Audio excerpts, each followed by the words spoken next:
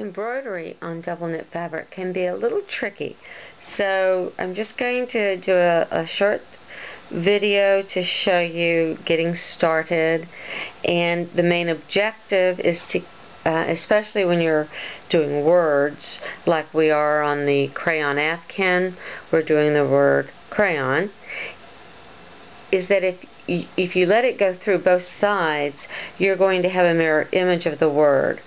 So instead of C-R-A-Y-O-N-S, on the other side you would have S-N-O-Y-A-R-C. In other words, it'll be backwards. So the objective is to have the embroidery showing up on one side only, whatever you consider the front side. The next thing that I've done is to have a length of black yarn, which is the color I'm using for the word crayons, and I want to hide my tail, but I want it to be secure. So what I did was I took the threaded needle and I brought my yarn up under the, I'm going to spread this apart a little bit, under the horizontal yarn in each stitch. Now that I have my yarn in place, I'm ready to work my duplicate stitch. To work a duplicate stitch, we outline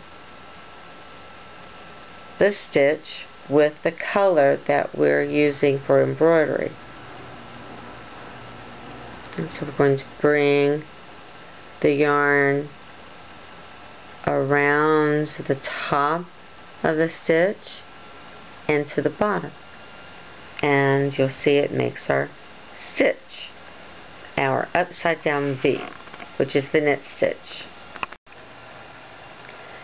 So we bring our needle at the base of that stitch and underneath the horizontal yarn of the stitch below, because I'm going to work mine in columns. And the first stitch is completed. To make our next stitch, we're going to come up around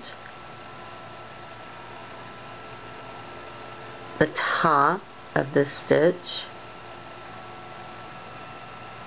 hopefully without splitting the yarn of the afghan. We have to be very careful not to pull tightly. If we do, we'll skew the stitch. Okay, and then we'll bring it down to the base. To the base of that stitch and through the float of the next one.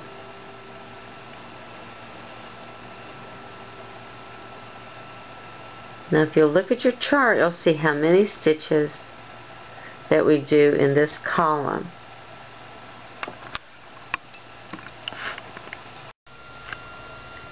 Upon checking the chart, you'll find that the first column is 10 stitches, and so I've completed that.